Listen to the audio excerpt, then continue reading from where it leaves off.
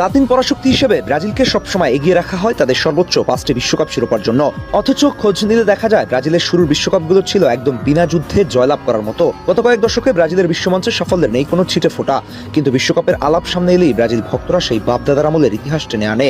অথচ ইতিহাস ঘাটলে দেখবেন যে সেখানেই লুকিয়ে আছে কালো অধ্যায়। ব্রাজিল রীতিমতো খালি মাঠে গোল দিয়ে জয় করেছিল প্রথম 3 জুলিয়েমি ট্রফি, যেগুলো আবার বিশ্বকাপের মর্যাদার আওতাভুক্ত কিনা তা নিয়েও রয়েছে বিতর্ক। টিম ফুটবলের আজকের এই ভিডিওতে চলুন দেখে নেওয়া যাক কিভাবে শুরুর দিকে বিনা প্রতিদ্বন্দ্বিতায় ফাঁকা মাঠে গোল দিয়ে সেলেসাওরা জুলিয়েমি ট্রফি জিতে নিজেদের শিরোপার ঝুলি ভারী করেছিল। ব্রাজিল যখন 1958, 1962 এবং 1970 সালে বিশ্বকাপ ঘরে তুলেছিল, তখন ফুটবলে হলুদ কার্ড বা লাল কার্ডের কোনো অস্তিত্বই ছিল না। 1970 বিশ্বকাপের আগে রেফারিদের পকেটে কোনো কার্ডই থাকতো না। রেফারিরা মুখে ডেকে এনে ফুটবলারদের সতর্ক করতেন কিংবা খুব বেশি হলে মাঠ থেকে বের হয়ে যেতে বলতেন। এর মানে দাঁড়াচ্ছে পেলের আমলে প্রতিপক্ষের পা ভেঙে দেওয়ার মতো ফাউল করলেও রেফারিরা বড়জোর একটু বকাঝকা করতেন। আজকের যুগে যেখানে একটা রাফ ট্যাকেল করলেই লাল কার্ড খেয়ে মাঠ ছাড়তে হয় এবং দল 10 জনে পরিণত হয়, সেই যুগে ব্রাজিল রীতিমতো কুস্তিগিরি করে সফলতা ছিনিয়ে এনেছিল। এখনকার সময়ের ফুটবলের নিয়মকানুন আর রেফারিং এসেছে আকাশ পাতাল পরিবর্তন। সেজন্যই আগের আমলের সফলতা পাওয়া দলগুলো এখন সময় এভারেস্ট দলে পরিণত হয়েছে।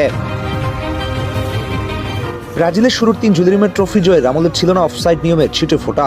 বর্তমান ফুটবলে 1 মিলিমিটারের অফসাইডও যেখানে সেমি অটোমেটেড প্রযুক্তি অর্থাৎ ভার প্রয়োগের করে শুকনো রিভিউ নিয়ে গোল বাতিল করে দেওয়া হয়, সেই আমলে অফসাইডের নিয়ম ছিল অত্যন্ত নমনীয় ও ব্যাকডেটেড। রেফারি আর লাইন্সম্যানদের খালি চোখের আন্দাজের উপর ভিত্তি করে অফসাইড ধরা হতো, যার সুবিধা ফরওয়ার্ডরা সবসময় পেত। অনেক সময় অফসাইডের স্পষ্ট পজিশনে থেকে গোল দিলেও সেটা অনায়াসেই কাউন্ট করা হতো এবং সেই সব অফসাইড গোলের সুবিধা বেশ ভালোভাবেই ভোগ করে 3বার জুলিয়েমি শিরোপা জয়ী ব্রাজিল।